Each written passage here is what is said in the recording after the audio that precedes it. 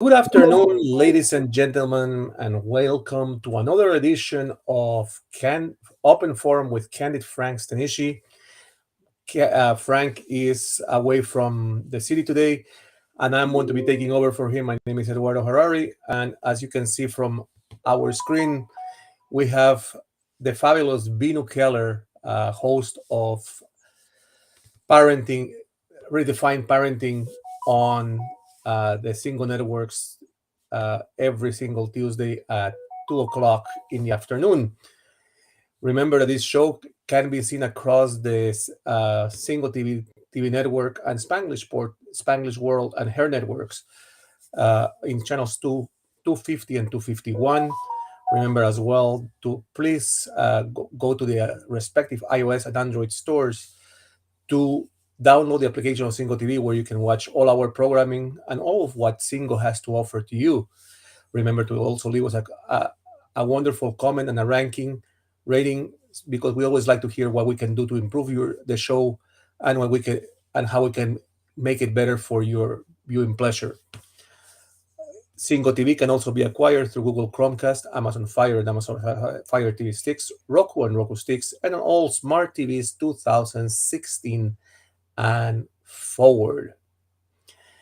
Well, as you can see, and I kind of gave here a little bit of an introduction, we have the wonderful Bino Keller on this show.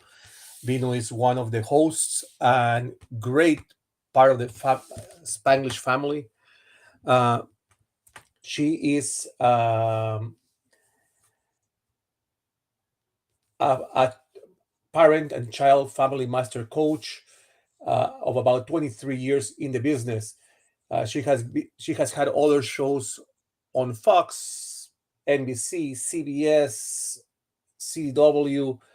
She's a certified master coach, infant toddler specialist, certified behavioral consultants, and she's licensed under Dr. Amen as a brain trainer and licensed as a neurocoding specialist. But Bino, thank you very much for being with us today on this open forum.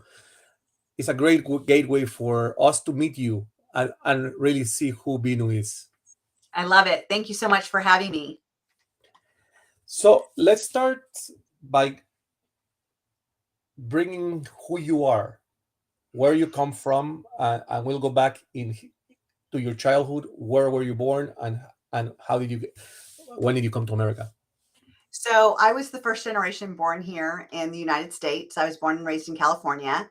I now live in North Carolina with my husband, and we have together 6 kids total, two mine, two his, and then two's ours together. And we have a beautiful granddaughter who's 5. And, my journey to where I am at today, I would say started when I was a child and I didn't even know it. And what I mean by that is when we are born, we're not born on the right track. We are born into this world to figure out, like, why am I here? What am I supposed to be doing? And we get all our values and beliefs from who we're parented by, the influences in our life, and the way that we interpret the world the way it is at our young age through our own filters. And I was bullied a lot for my skin color in California. And I think I was born in the 70s. So I was born in a time where, you know, blacks were now being accepted in the world, African American. I just want to be politically correct and not offend anybody. And I was not black skin, dark skin, and I was not white. And so people didn't really know, I think, how to approach me and how to look at me. I didn't know I was different though. I were friends with my friends and I played with them and I thought I was all the same until, it was brought to my attention one day from a boy saying that he was afraid if he touched me, he would be black like me. And it was like in that moment, I was 6 years old, that I felt, wow, like, does my skin color come off? Is something wrong with me? I just didn't know any different. I never experienced anything different. And so that became my filter, that something was wrong with me. I wasn't good enough. I felt ostracized from people. I felt definitely bullied, teased, if you would. And it carried on throughout my life. My parents had divorced when I was just a baby. So my mom raised my brother and I by herself for several years until my brother was a teenager, and then he moved with my dad. So my dad was not there all the time. And it was difficult for my mom. I mean, she had an arranged marriage to my father, and my dad was already in America, so she came here. And then through the divorce, my grandparents came, my uncles came to kind of support the family. And so my mom really wasn't there a lot. She worked jobs, she put herself through law school, and my brother and I were latchkey kids. I used to have a key around my neck. We didn't really get along at all. Him and I, we'd fight all the time. So there was not really a relationship there either. And, I was born in the generation of Gen X kids. And so we were raised in a world that was becoming more independent. Moms were starting to work. It wasn't the mom stay home, dad works, and it's a happy family. Like, things were changing. Neighborhoods were raising each other. I would go down to the road and my neighbor would help me with my homework. And it just was the way of living. We were able to ride our bikes all over the place. We didn't have cell phones. We had no computers. I say sometimes I feel lucky that when I got bullied at school, when I came home, I was safe, except for the words I would hear in my mind and what I would say to myself. But I didn't have to see it on the internet. Now, where kids are in this new generation, it's like they can't escape it no matter what. It's constantly in social media. It's what people say about them. It goes viral really easy. So it's not even just what they get, at home or at school. It's what they continue to see on their devices. So I think we're living in a difficult time now with our kids. Kids are having a harder time connecting. And so through my trajectory of feeling ostracized, feeling different, feeling bullied, you know, I went to a personal development program in 2007, and it literally changed my life, and it was pretty much, you own the meaning of anything. Like, what you say it means is what it means. And you can have a different story. You just have to create it. You don't have to wake up to tomorrow and say, poor me. You can wake up tomorrow and say, yay me. And it really just landed with me, all the information I was hearing. I was like, wow, did I create this? Like, could I be something different? And I was so used to wearing masks. I call it the chameleon syndrome, because like a lizard chameleon, if it goes on a brown branch, it turns brown. If it goes on a green branch, it turns green. And it's always about protecting itself. And that's kind of what I did. I would be whatever anybody wanted me to be to fit in and feel that I was good enough, because I didn't have my self-worth. I didn't have my self-esteem. So So, yeah, go ahead. so let's look at what you were saying, because you grew up in a period where the word bullying wasn't a word that we expressed. It Right. was part of the environment. Uh, in my case, I'm Latin American. I came in the 80s to North America, but even at home, kids said things that weren't supposed to be. When I came to North America, it became more apparent because there was a separation of the cool groups, the lesser popular, and I was in the middle of it. But looking at California, if you think of the California of the 70s, you had the migration of Hispanics into California in the early years, and then you had the immigration that came from Southeast Asia, and everything was melding in the California scene, and it it just became a paradox of different nationalities. Right. Like, we were definitely known as the melting pot. And that's what was so ironic, is that we had a lot of Hispanic Mexican kids at our school. We started to have a lot of, people from Southeast Asia, from China, Taiwan, Hong Kong, Japan, Vietnam. Um, we didn't have a lot of Indian kids though.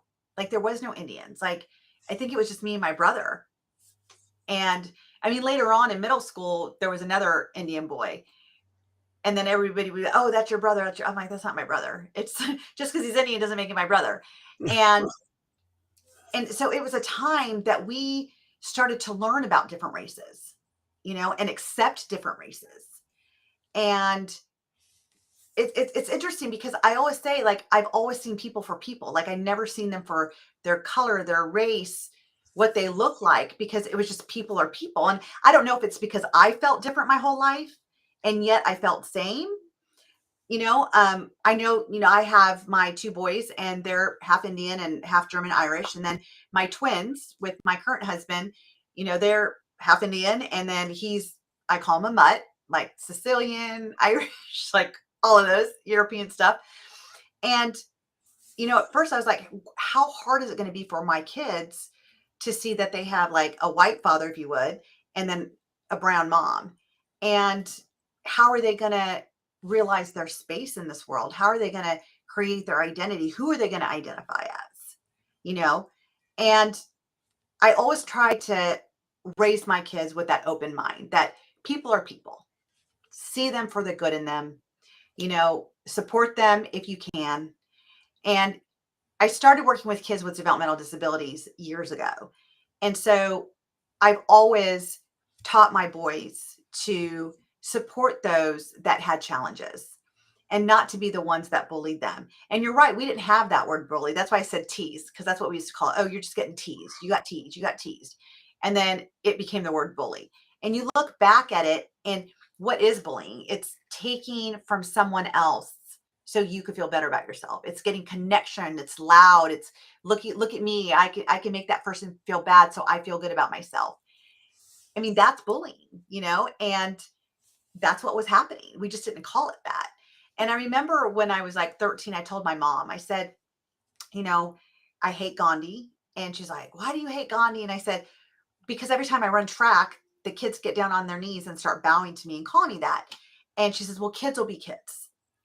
It was in that moment that I was like, my mom doesn't hear me. She doesn't get it. She doesn't understand me. And so then I didn't tell her much because she didn't understand me anyway. And I felt I had to hold that in. And I share this because it's really where I'm at now. Like, how do I know that this was my gift? And I realized that I used to ask God, why me? Why do you wake me up every day? Why won't you just let me die? And it's like the answer I get now, why not you? I don't feel I could be helping these kids and parents to have a more harmonious home if I didn't go through what I did. I'm teaching parents how to really hear your kids. Where when they make a statement like that, like, that kids are doing this to me, that it's not kids will be kids. It's, wow, it really hurts you. I could see it hurts you. Let's talk about this. Let's talk about the meaning you're giving it. What's the meaning they're giving it? And just allowing parents to have a more open dialogue without the judgment allows parents to have that open and safe and trusting space with their kids where the kids want to share more. And again, I don't feel like I would have been doing all of this if I hadn't experienced what I experienced.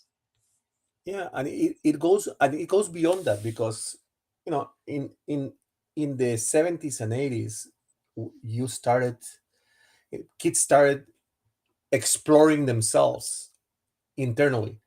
you know Mm-hmm. uh, uh, what were your likes, dislikes, and there was a set of rules. If you were a guy, and you were some kind of athletic, you had to play sports because your dad wanted to live through you his what he didn't the experiences that he didn't have when he was in school. Mm, And then if you were more into the sciences, oh, don't show that too much because you don't want to become quoted as a nerd. But yeah. then you if you were into the arts, you had to be careful what arts you chose as a boy and as a girl. You don't Mm-hmm. because you couldn't be. I was very artistic in the idea that I love to be in musicals, and my mom said, "Oh, that's great, that's beautiful." but not your dad. But my dad said, "What are you talking about? That's not the role of a guy." And you know, You're and right. they Gender and it roles was played a big difficult. gender roles played very big, right? Like what you're talking about, it was all the gender roles. If you're a boy, you did this. If you're a girl, you did this. Look at now though, girls can play football. I never thought I would ever see that. And it's happening. Boys are cheerleaders. You know, it's interesting how times have changed. And it and and here's the questions that come up to me right now for you, because we live in a society where everything has evolved and the normal gender activities are no longer separated. Correct. So it must be very difficult for the kids today to understand where they are at in their own environment. You know, and we still have the kids that were brought up and are being brought up by kids of the 70s and 80s that still the parents still say to them, hold on, yes, you can have your freedom, but I don't want anyone to really not judge you in a improper way. Mm. How Yeah, do you deal with that? And how you you teach know, kids that? so and again, this is my opinion. It's I think kids are having a hard time figuring out their identity, especially because parents like me in the that were born in the Gen X where you've already established that there's definitely different roles for different genders, that it's hard for parents to help kids know their identity too, because the parents are like, but you're not doing that. Or what does fluid mean? What is you know feeling that you're non-binary? What does that mean? And my generation is having a hard time because the rules were so steadfast. Boys did this, girls did that. If you were a boy, you were not cooking. Girls took cooking, you know? And now we have evolved. Like it is okay for boys to do girl things and girls to do boys things. There's no gender put to it. And I think it has created a lot of we have to push for it to prove that this is true. Like everyone's trying to get the certainty in it that this is true, this is happening, and you got other people that are like, why do we have to always talk about it? Why is it always here? But I'm going to tell you something that a 12-year-old told me, one of my clients, and it was just so beautiful because she's 12. And I always ask my clients, are you into boys or girls? Because I want to respect them. How do you identify? Because I want to respect them. And when I asked this girl, she says, does it matter? And I'm like, it absolutely doesn't. I said, I just want to make sure that I'm addressing you the way that you want to be addressed because I respect you. And she says, you know what? I'm 12. I may like girls today and I might not like them 10 years from now. I may like boys today. I may not like them 10 years from now. Who cares? Why do we need labels? And I was like, that is so true. We don't need to be labeled. We need to just be seen as who we are and respected. I mean, I think love and kindness, if we could just practice love and kindness, a lot of this wouldn't even matter. So I want to look at the spectrum of you deal with a lot of kids with I don't call them disabilities, I call them challenges, Mhm. because they are not they are in no way disabled. No, They they're are able. challenged. They are challenging their own minds. In the case of uh, challenging illnesses like autism. Autism is not it's a different way of educating yourself. Yes. So how do you deal with those type of clients that they might not be verbal, but they they are trying to find their identity?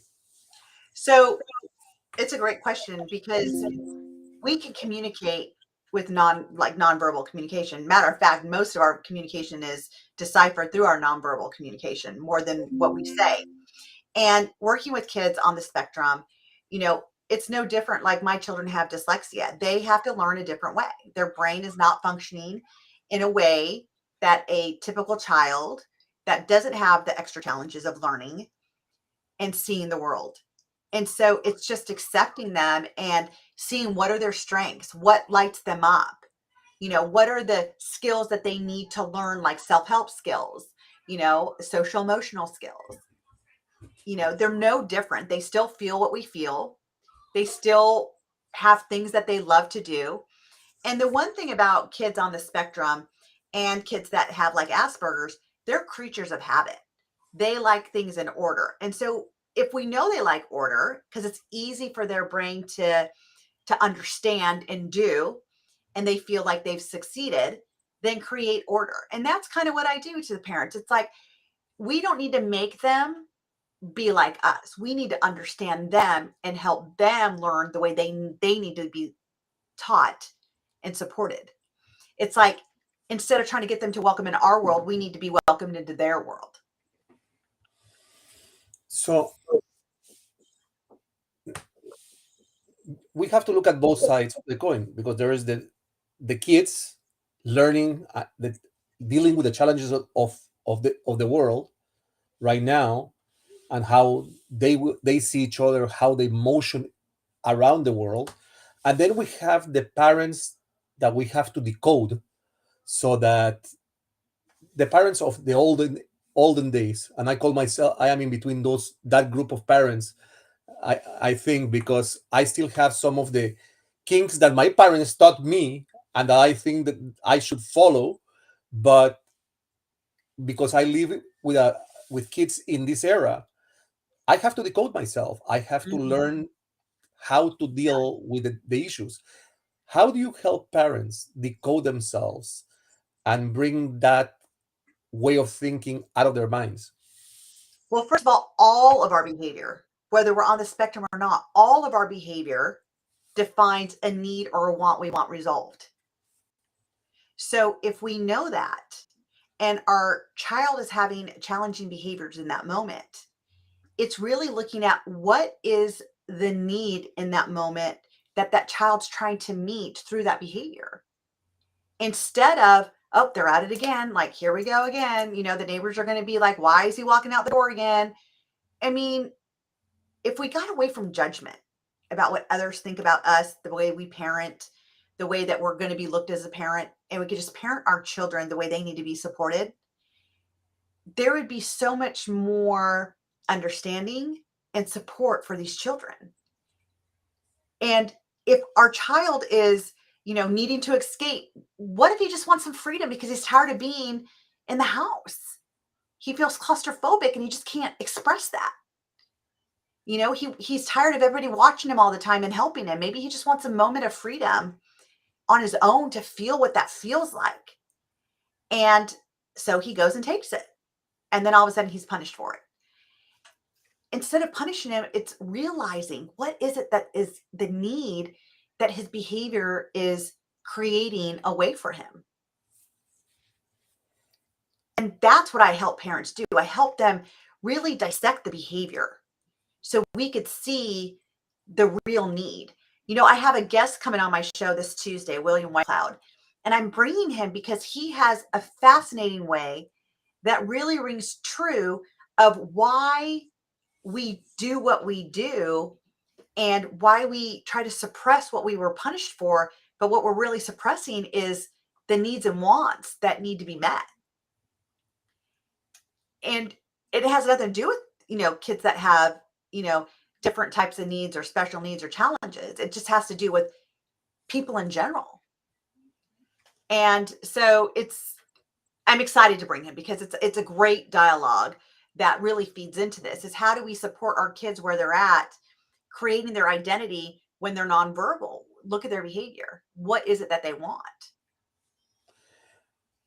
So, if I'm hearing you right, it's more about self learning what you bring to both the child and the parent, learning how to communicate better between each other, and share having more sharing time with each other, because we know that parents these days don't have too much time to be around. Probably even worse than it was in the olden days, Right. because we are it's a go go go society. uh, and the kids are in so many activities that it's unimaginable. uh, but what and I want to go back to you, because it's interesting that you took this avenue, this career. What made you take this career in trying to resolve parental issues and child learning? So for me, when I went on my journey to have my own personal growth and to get rid of the old stories that I was living by and to create a new life for me and my boys at the time, I was a single mom. I realized that maybe the gift that I have to bring to the world is understanding bullying and not to be anti bully. Like we always hear October, anti bullying month. Anti means against. And are we really against the bully? No, we're against the behavior that the bully does. If we could get to the cause of what is creating that behavior, again, what is the need and want of that child who's bullying someone else? They want to be seen, they want connection, they want to be heard, they want to feel important. So if we know that, what if we were able to support that child's needs in a way that's positive so he didn't have to go take it?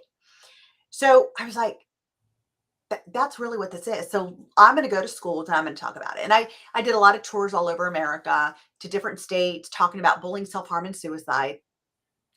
And because that was my mission, that's still my mission, is I don't want another child to ever commit suicide or even contemplate it. Like I want kids to know their worth, that they are worth something, that they do not ever need to contemplate taking their life. Like there's too much life to live. And so that was my mission. And then I realized going into the schools that this is so temporary. How do I make this sustainable? How do I get kids to know their worth and to own their worth? And I'm like, I got to get in the homes. I got to start helping parents to learn how to redefine how they parent. And that's how the show came. It's like we don't need to be, and John Gray was on my show last night and we were talking about it. We don't need to be one way to parent. There's not one way to parent because we have different children with different personalities and different needs. And as he was saying, boys and girls have different needs. There's different hormones in them that need to be elevated for them to own that identity. And if we understand that and we're able to support our kids in that way without blaming, shaming, guilting them, and helping them understand that you're not bad. Your behavior is not great, but you're not bad. The choices you're making aren't great, but you're not bad. And helping kids to re-identify that they are a pure soul from God. Like that's what they are. And everything's pure. And it's the experiences in our life that take us through the challenges so we can learn and be better. So those experiences, those motivational tools, let's put them in that regard. uh,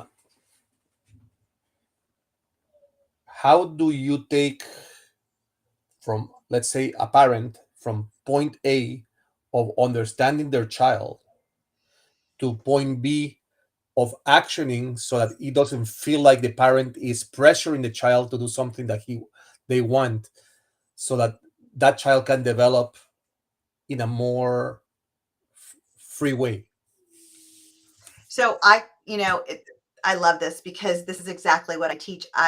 It's and I say this on my show all the time, and I know you've heard it so many times, is that this is our boot camp from birth to 18. You know, we get to train them, we get to install values, we get to show them how to do things or lack thereof. It's a choice that we make as a parent of what we're going to give our kids. So if we can understand what are the values we want to teach them? Like, so for me, my goal is to raise healthy, happy, and independent kids. And happy as they identify that, whatever meaning they say happy is, not the way I say happy. And what has to happen for that to take place? They need self-help skills. They need to know how to take care of themselves. They need hygiene. They need to know how to connect with people. They need to know how to have conversation. They need to know how to listen. They need to know how to follow directions. Like, these are all basic skills. So the interesting part of this is, okay, so now that we identify that, how do we get them to buy into it? So it's actionable, right? I call it having controlled control. You control what you want to give them control over. So I give them choices and I narrow the choices, because too many choices for a child is just, you're looking for behavior. They don't know what to choose. It's just too much. It's overwhelming. I mean, the brain, the frontal cortex doesn't even develop fully until, boys are 28 and girls are 25. So it depends on what age we're looking at. And so if we give them small choices and choices that are going to take them where they want to go versus hold them back, then we're already modeling to them. And then they have control over the choice and they feel happy because they're in control and they feel more independent, especially the older they get. But I want to touch on what you said, because you said, with choice comes responsibility also. Oh, yeah. And sometimes we tend to try to give them that freedom of choice.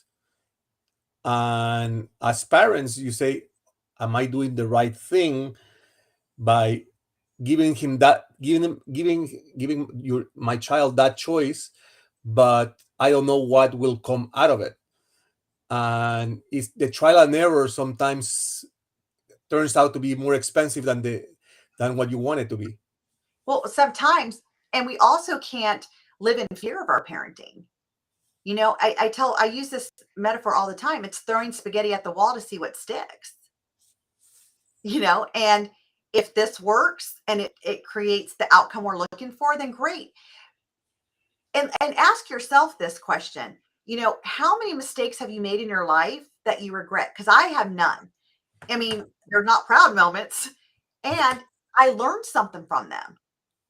I learned something and I never repeated it because I learned something. There's always a gift in the choices I made, regardless of the consequences I had to go through. And so if we know that and we believe that, we're always going to find the gift. The thing is that we as parents think that we can control our kids. When they leave that house, our house, that door, we don't have control over them anymore. We can tell it's like, I have a client, it's like, well, they smoke marijuana, they smoke cigarettes, they vape. I'm going to take everything away from them. Do you think that they're still not going to go to school and figure it out and do it? Oh, no, They are. They're going to go behind your back. They're going to do it. And now they're upset with you because they don't think you get them. You don't listen to them. You've taken away their world, but they're still doing what they're doing. So you don't really have control over it. The problem is, and I'll bring the example of where I am at with my kids, because I want you to tell me what do I do. Kids these days grow faster than they grow at a faster pace than what we ever did. Uh, I have a daughter that is 12 years old, and I mean, she thinks she's 21. Thoroughly, she thinks she's 21, and she wants to be an individual with character and with no rules. And as a parent, you say, hold on, don't grow so fast, because there's stuff that you have to learn along the way. What you see on YouTube, or what you see on TikTok, or whatever medium you see it on, is not reality. There is not a reality there.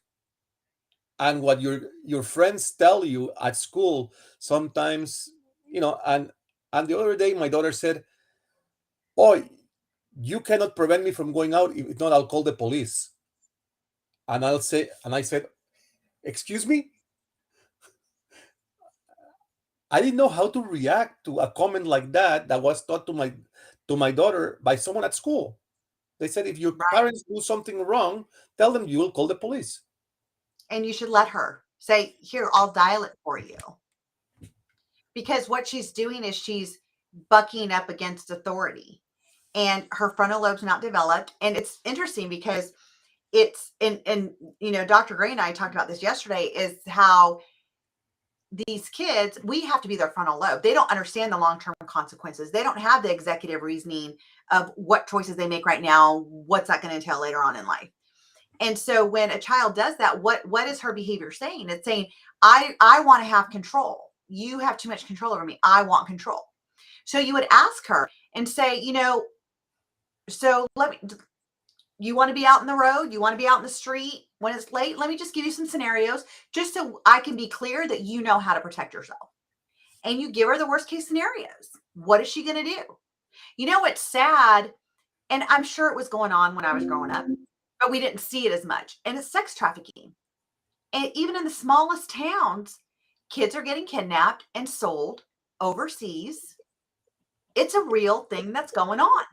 And I think as a parent, that is my biggest fear of, okay, I got to keep eyes on my kid at all times. I need to make sure they're not being groomed over, roadblocks. I need to make sure they're not being like, people aren't texting them that they don't know, and they're so needy, they're going to let anybody who says, here, I'm going to give you attention, I'm going to take it, and be groomed. So it's educating them, and it's allowing them to know, like, what's on that outside, because I can't protect you there. I need to make sure that I'm giving you everything I got now. So when you leave, you know that you can protect yourself. So you got to know what's out there. Your daughter at 12 does not know the ramifications that's out that door. She only sees the fun. She sees the independence. And I think you and I both can vouch, being adults, it's not all cracked up to what it is to be an adult. You talked about responsibility. I mean, we don't get to blame anybody anymore. It's on us, That's right. but kids don't realize that. Kids don't realize that. And that's one of the things that I teach kids that I coach, especially the teenagers. And what my husband and I have been implementing with our kids, and since in the last year, so they're 10 now. So since they're about 9, they're boy girl twins, is ownership. Ownership. That when they're fighting, boy girl twin, they fight, you know, it's not she did it, and blame. It's, I can appreciate that what she did was not okay. Tell me what you could have done differently. So it's already teaching him that I have ownership in this. Good or bad, I have ownership in it. And if we can teach them that as they get older, and they say, well, if you don't let me go, I'm going to call the cops. Okay, well, then you're going to have the ownership in that too. And I would let them call the cops, and I let the cops come there, and I would let your 12-year-old say, and daddy's not letting me go at night. And the cops will laugh. You So know, she would have certainty that that doesn't work. it's funny because from one end I have my daughter, from the other end I have my son. He's in the spectrum, Right. and he has a total mind of his own. I mean, this kid is a genius, and They so normally are. it's very tough to deal with somebody that can decipher everything, and because of the disability or challenges that he has, which we don't understand because we don't see, we don't act, we don't think the same way. We don't have the same filters. Correct. uh, we had a situation with my son in which he walked out of the house early in the morning with double locks, with a security password on the door. He deciphered it, and my wife goes to me, "Do you know where Nathan is?" And I said, "Well, he should be somewhere in the house.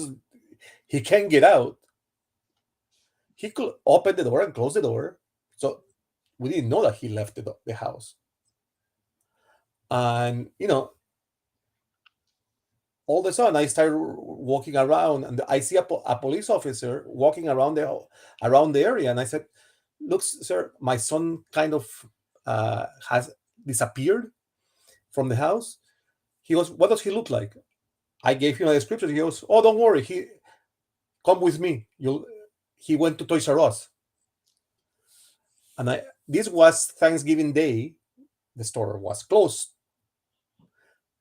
He goes, "We found someone called us because he was climbing the fence of Toys R Us."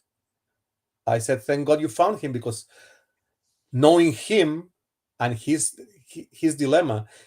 So he goes, "We couldn't communicate with him." I said, "Yeah, he's nonverbal. He's autistic." I said, "But you were lucky that you didn't give him a couple more minutes, because he will open the store." Mm-hmm. And he goes, "What do you mean?" I said, "Look," and I brought him to the house and I showed him all the protection that we have for this kid, because, and he said, "If he was able to escape that, that's not your fault. Right. You So try to we protect." so just looking at that situation, there's a couple things. Number one, what's our fear? Number one, safety, obviously, is number one.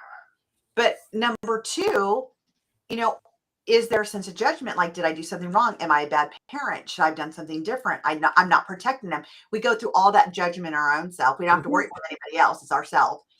And then number three, he wanted a toy at Toys R Us. And if he could have spoke it, he would have told you. But because he couldn't, he was showing you. Yeah, but you know what? The thing that I came to a conclusion of, and I always feared him walking on the street by himself, The safety. because he's nonverbal. He doesn't understand crossing lights the way, you know, he crossed two roads, major streets, in order to get there. Well, my thing is that if he can escape, that's the first thing I'd be teaching him. Like if you were my client, Yeah, I would say, you know what? I would start taking him every day and showing him, because your son's a creature of habit. He knows routine and he learns by routine. So if you give him an opportunity to learn this, it's not giving him permission to do it. It's just knowing that he's going to be safe if he does it. yeah.